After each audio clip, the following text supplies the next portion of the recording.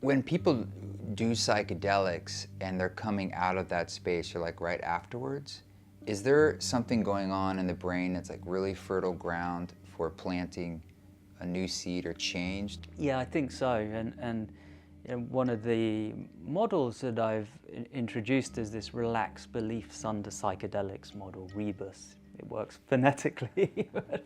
It makes sense of things like ego dissolution because the ego is a belief. You know, I'm this person, and Wait, the ego's a belief, yeah, it's like a not a fact. It's I like that. It's a belief. yeah, the self is a construction and a belief, and it's invested with ideas and stories. In a sense, it's not really real, apart from just being a kind of constellation of beliefs and then like an overarching belief in a sense.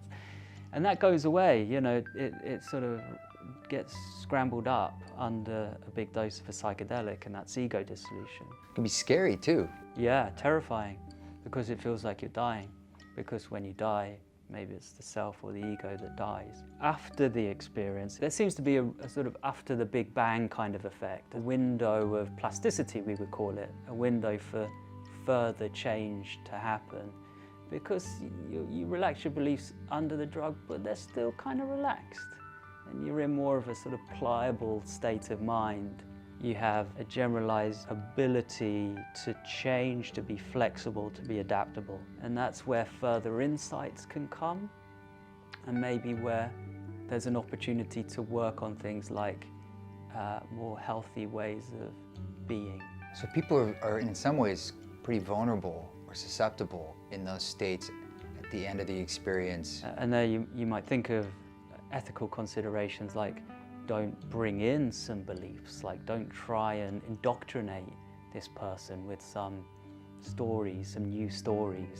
You can think of how it could go in that direction, and I think that would be wrong. But if you sort of nurture that suppleness, and the kind of changes that you do bring in are very basic and simple, like maybe look after your body better, or be nicer to people, you know, be less selfish and more considerate, and also be grateful for this amazing life that we have, you know. So those good, simple messages, cultivating those positive messages. So in some ways, psychedelics might open us up to, it's like tilling the soil in the garden. You're more able to plant seeds that hopefully, I guess, you choose, versus someone else is saying, like, put this idea in.